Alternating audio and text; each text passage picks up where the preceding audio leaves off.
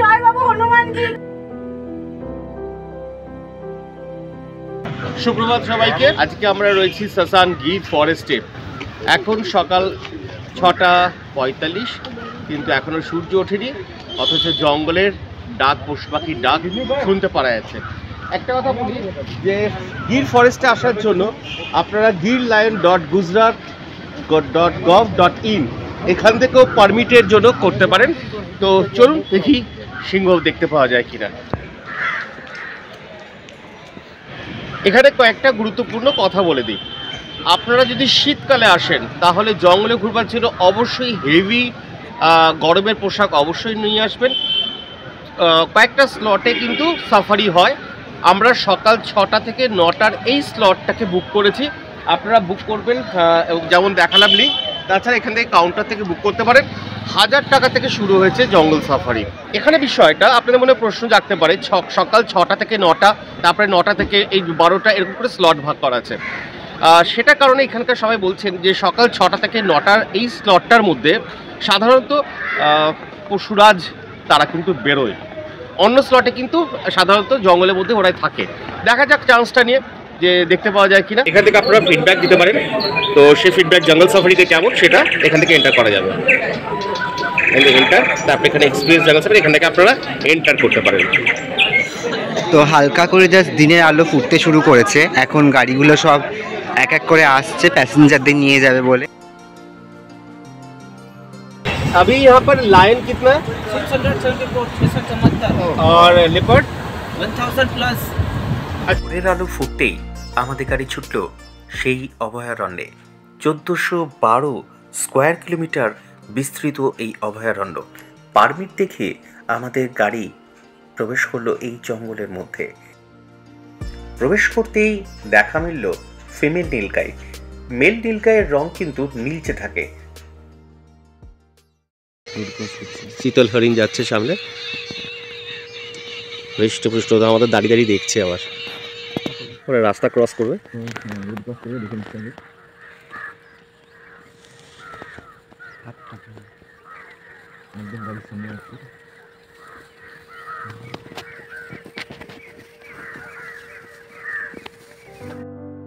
আমাদের গাড়ির চাকা এগিয়ে চলল, চোখ দুপাশে বিস্তৃত বনাঞ্চলে। আর কিছু দূর যেতেই ওই দেখুন পশুরাজ।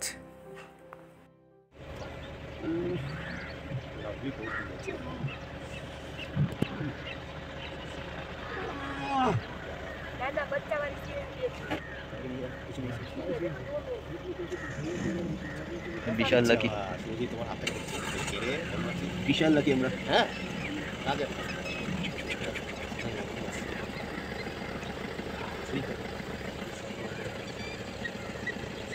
চুপ করো।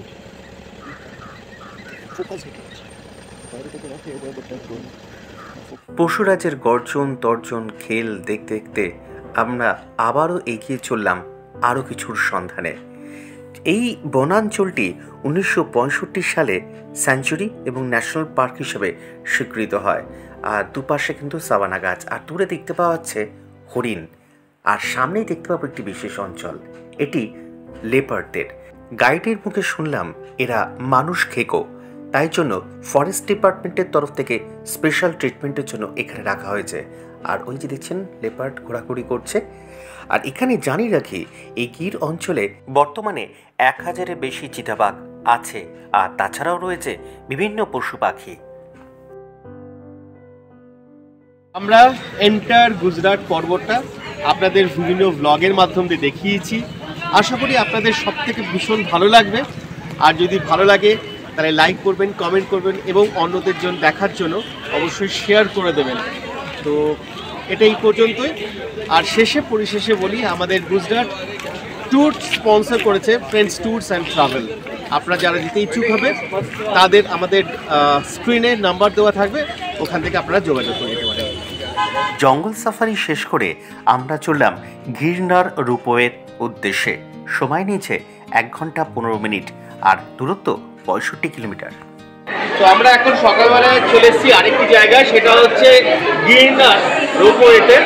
এটা জুনাগড়ে অবস্থিত, আর এটা হচ্ছে এশিয়া মহাদেশের সব থেকে লংগেস্ট এটা রোপওয়ে। এরপর আমরা উঠব প্রায় 3117 ফুট উচ্চতায়, আর এর টিকিটের মূল্য 700 টাকা ভারতীয় মুদ্রায় যদি আপনি রোপে আসা যাওয়া করেন। একটা ইনফরমেশন দিই, এই গিন্নার উড়ান খাটোলা 1 মে 2007 সালে ভারতের বর্তমান প্রধানমন্ত্রী শ্রী নরেন্দ্র মোদী এটা উদ্বোধন করেছিলেন। এই রোপওয়ে সার্ভিস চালু হয় সকাল 8টা থেকে বিকেল 5টা পর্যন্ত। তবে যারা রোপওয়ে অ্যাভয়েড করতে চান তারা কিন্তু 5500 সিঁড়ি বেয়ে উঠতে হবে তাদেরকে।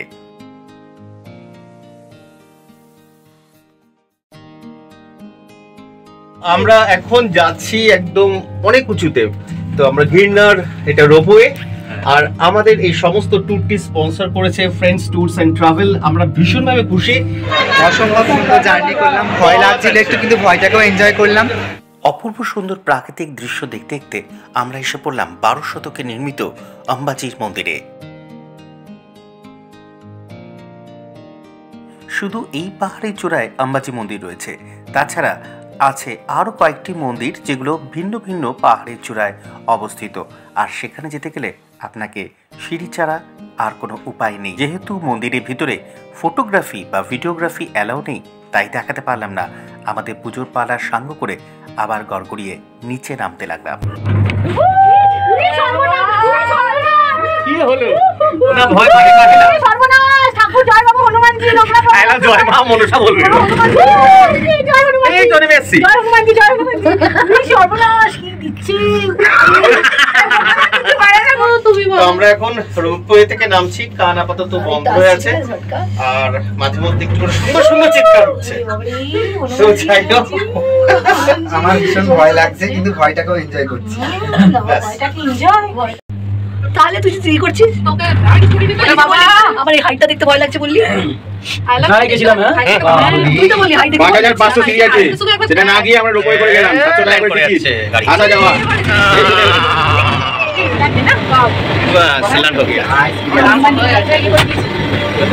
সারাদিন আজকে নানা রকম ব্যস্ততায় কাটলো সুন্দর সুন্দর প্রাকৃতিক দৃশ্যের মধ্যে, আর এখন আমাদের সামনে পিওর গুজরাটি থালি। কেমন খাচ্ছ গুজরাটি ডিশ? দারুণ, কেমন লাগছে? আমার ভালো লাগছে। রাত নামলো, এবার আমরা শুতে যাব খাওয়া দাওয়ার পর, আর আমরা দেখালাম সম্পূর্ণ গুজরাট ভ্রমণ করে। আপনারা যারা দেখেননি আগের ভিডিওতে দেখবেন, ভালো লাগলে অবশ্যই লাইক করবেন, কমেন্ট করবেন এবং অন্যদের দেখার জন্য শেয়ার করে দেবেন। ভালো থাকুন সবাই, দেখা হচ্ছে নতুন একটি পর্বে, নতুন কোন একটি জায়গায়।